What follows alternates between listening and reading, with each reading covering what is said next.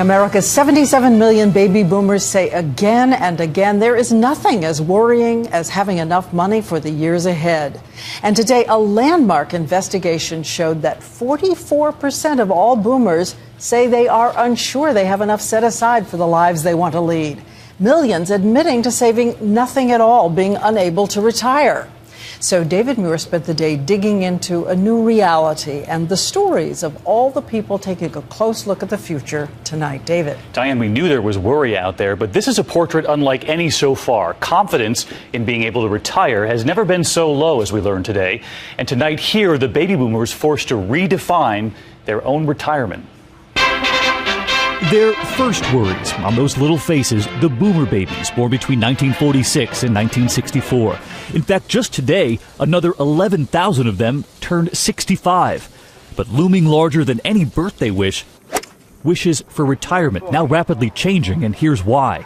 6 in 10 say their investments, retirement plans, and their homes have lost significant value in just the last 3 years. Almost half of them, 42%, now delaying retirement.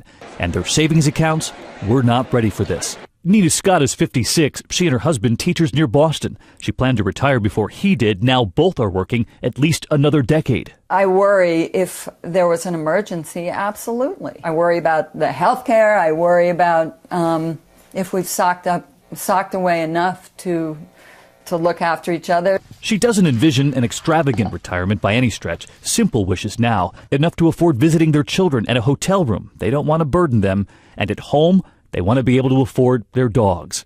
1 in 4 boomers who are still working say they don't see a day when they can retire. The same number say they have little or no retirement savings. 64% see Social Security as a key part of their safety net. On the flip side, just 11% are deeply confident they're ready for retirement. John and Jeanette Urbaum near Kansas City, Kansas. John just turned 60. She's about to. He's a manufacturing sales rep, a traveling salesman. Their wishes for retirement have grown simpler, too, since that wedding day. Their first granddaughter changed everything. They're now considering downsizing the home to pad their savings. Because most important now, being able to pay for that plane trip to visit Olivia Grace in Denver. That's about all we think about anymore. John wants to teach her how to fish. We want to feel comfortable that, yes, we can buy a plane ticket and be out there in a day. And they're going to be able to teach her how to fish and more because financial experts, Diane, say that couple there did 3 things that everyone should do. They tackled it head on. They talk about it 3 times a week. He's going to work about 5 years longer and plow it right into the savings account. And lastly, they've pared down expectations. That trip from Kansas City, Kansas to Denver will now be as grand as anything they could have imagined, especially because Olivia's at the other end. They may not get that cruise, but they'll get that trip to teach her fishing. And they have advice for the next generation. The savings was the big thing that got the boomers into trouble. Save more than you think you need to save. Okay, thank you.